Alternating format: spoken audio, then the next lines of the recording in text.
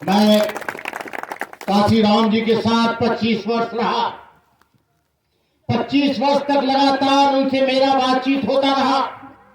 1980 में चंडीगढ़ में मेरी मुलाकात हुई। काशीराम से एक लंबा चौड़ा मेरा डिस्कस होता था रात के 12-12 1-1 बजे तक। काशीराम जी कहा करते थे, बंते जी,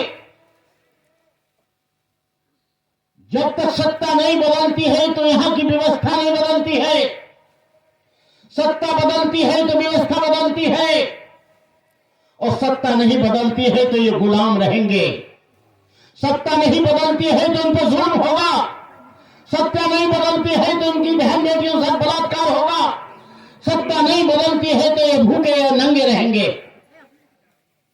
आपको देखने के लिए मिला उत्तर प्रदेश में एक बहुत बड़ा बदलाव आया। 4 बार बहुजन समाज पार्टी की वहां पर गवर्नमेंट रही। बहन जी ने परिवर्तन किया। सत्ता का परिवर्तन इतना बड़ा हुआ कि मुगलों के बाद, अंग्रेजों के बाद, ये केवल अशोक के बाद उत्तर प्रदेश में पूरा का पूरा परिवर्तन हो गया। जिले के जिले बदल गए। बाबा साहब डॉक्टर अम्बेडकर के नाम पर कई एक विद्यालय बने, कई जिलों का नाम बदला। साहू जी महाराज के नाम पर यूनिवर्सिटी बनी। गौतम बुद्ध के नाम पर एशिया की सबसे बड़ी यूनिवर्सिटी नोएडा में बनी। ज्योतिराव फुले नगर बना, कबीर नगर बना, रविदास नगर बना, साहू जी महाराज नगर बना, गौतम बुद्ध नगर बना। तमाम जिलों का नाम बदला गया। बहनों और भाइयों, आज आपके हालात जो कमजोर हैं, उसका कारण है आप लेते हो वोट जो है, दियाते हो कहीं का हमारा कहीं। उन लोगों के हाथ में आज सत्ता सौंप देते हो जो लोग तुम्हारे ऊपर जुल्म करते हैं। उन लोगों के हाथ सत्ता सौंप देते हो जो तुम्हारी बहन बेटियों के साथ बलात्कार करते हैं। उन लोगों को सत्ता सौंप देते हो जो तुम्हारी जमीनों पर कब्जा करते हैं। उन लोगों को सत्ता सौंप देते हो जो तुम्हारे अधिकारों का हनन करते हैं। उन लोगों को सत्ता सौंप देते हो जो तुम्हारे पढ़ने और लिखने पर प्रतिबंध लगाते हैं। काशीराम जी से एक बार मैं बैठा था तो काशीराम जी ने कहा, मैंने पूरे देश को घूमा है अंते जी, लेकिन इस देश में हालात मुझे बदलते दिखाई नहीं देते। यहां पर बलात्कार होता है, लोग जुलूस निकालते हैं, आदमी मार दिया जाता है, जुलूस निकालते हैं। इनकी जमीनों पर आदिवासियों की जमीन पर कब्जा किया जा रहा है, इंक्रोचमेंट किया जा रहा है, जुलूस निकालते हैं, गोलियों से भून दिया जाता है। इसका मेन कारण क्या है कि सत्ता में वो लोग बैठे हैं जो तुम्हें अच्छा नहीं देखना चाहते। सत्ता में वो लोग बैठे हैं जो तुमको नौकरी पैसा में देखना नहीं चाहते। आप यदि बदलाव चाहते हो, जो तुम्हारे महापुरुषों की विचारधारा पर बहुजन समाज पार्टी बनी है, उसको आप सपोर्ट करेंगे तो आपका जीवन बदलेगा, आपके जीवन में बदलाव आएगा, आपके जीवन में परिवर्तन आएगा। आपको मालूम होना चाहिए, कांग्रेस से ज्यादा खतरनाक पार्टी जीवन में कोई नहीं रही। बाबा साहब डॉक्टर अम्बेडकर को 2-2 बार चुनाव कांग्रेस पार्टी ने हराया।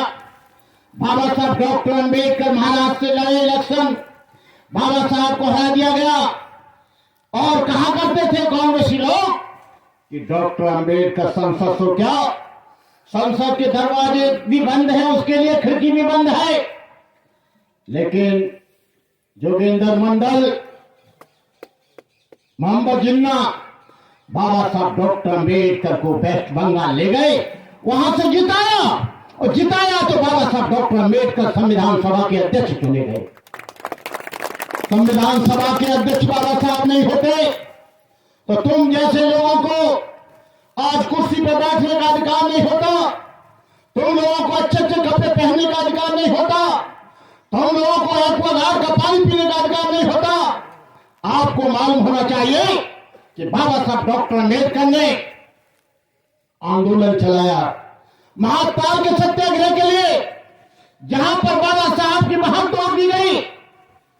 लेकिन क्या तुम्हारी कभी हाथ टूटा? आप एक्वागार्ड का पानी पीते हैं। बाबा साहब डॉक्टर अम्बेडकर जब सतारा के लिए जा रहे थे तो गाड़ी वाले ने कहा, टांगे वाले ने, कि ये तांगा तुमको चलाना पड़ेगा, ये गाड़ी तुमको चलानी पड़ेगी, तुम अछूत हो, मैं पीछे बैठूंगा। बाबा साहब ने गाड़ी चलाई, बाबा साहब की टांग टूट गई। क्या तुम्हारी कभी टांग टूटी? आज ये गाड़ियां खड़ी हैं, आज यहां पर झंडे लग रहे हैं, ये बाबा साहब डॉक्टर अम्बेडकर की देन है। तो हम लोगों को पढ़ने का अधिकार दिया, तो हम लोगों को नौकरी करने का अधिकार दिया। काश बाबा साहब डॉक्टर अम्बेडकर तुमको पढ़ने का अधिकार न देते, आपकी नौकरी नहीं लगती। नौकरी नहीं लगती तो आप कोई मकान नहीं बना पाते। नौकरी लगी तो आपने अच्छा मकान बनाया, अच्छी दुकान बनाई, अच्छे कपड़े खरीदे, अच्छा एलसीडी टीवी खरीदा, अच्छी गाड़ी खरीदी, गले में चैन डाली, बच्चे को अच्छे स्कूल भेजा। ये बाबा साहब डॉक्टर अम्बेडकर की देन है। और इसी देन को हमारे मान्यवर काशीराम पूरा करना चाहते थे, जो बाकी रह गई है।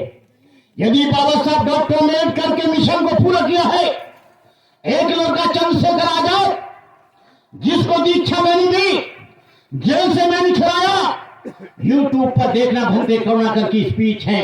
2-2, 3-3 लाख लोग इकट्ठे करके पार्लियामेंट स्ट्रीट पर, जंतर मंतर पर इकट्ठे किए।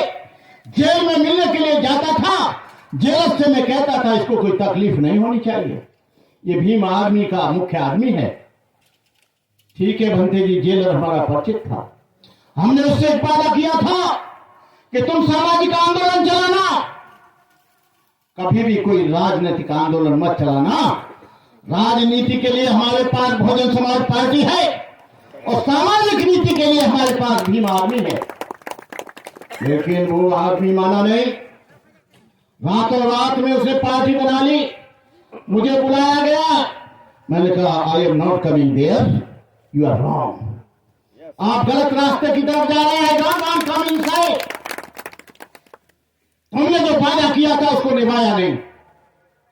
ये लोग, हमारे लोग, कभी बीजेपी के झांसे में आ जाते, कभी कांग्रेस के झांसे में आ जाते। आज वो सौदेबाजी करने लगा है। जिस आदमी के पास झोपड़ी थी, आज वो करोड़ों रुपया लेकर समाज वहीं का वहीं खड़ा है। जो दलित और शोषित पीड़ित लोगों की लड़ाई की बात करता था, काशीराम पार्टी बनाई। अब एक काशीराम पार्टी तेरी, ये आजाद समाज पार्टी कैसे हो सकती?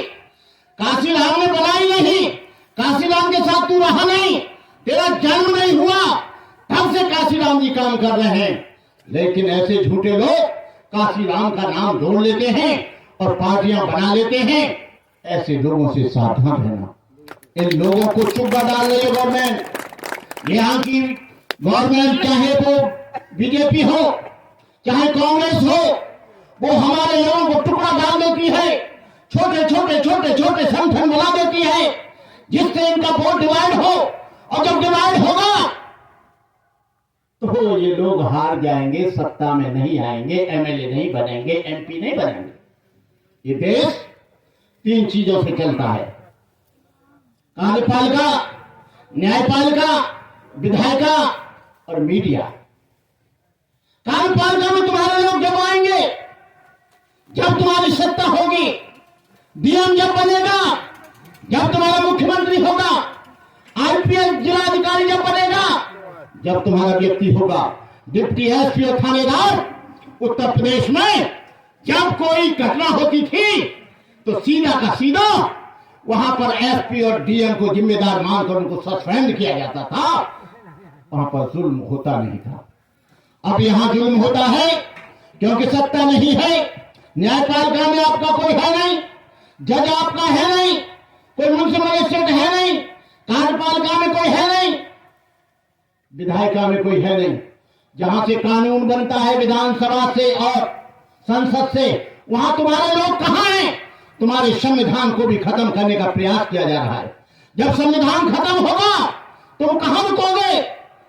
जो सड़े हुए महात्मा हैं, जो लुटे पुटे पंडा पुजारी हैं, जो लोग अविश्वास और आडंबर को फैलाने वो लोग भी आज घोषणा कर रहे हैं हिंदू राष्ट्र होना चाहिए, डॉक्टर अम्बेडकर के संविधान को बदलना चाहिए। अरे मूर्खों, ये देश तुम्हारी बपोती नहीं है, ये देश मुसलमानों का है, ये देश ईसाइयों का है, ये देश बौद्धों का है, ये देश सिखों का है, ये देश पिछड़ों का है, ये देश आदिवासियों का है, ये देश सतनामियों का है, ये देश शेड्यूल कास्ट का है। ये तुम्हारे बाप की बपोती नहीं कि तुम 10% लोग इसको हिंदू राष्ट्र बना दो।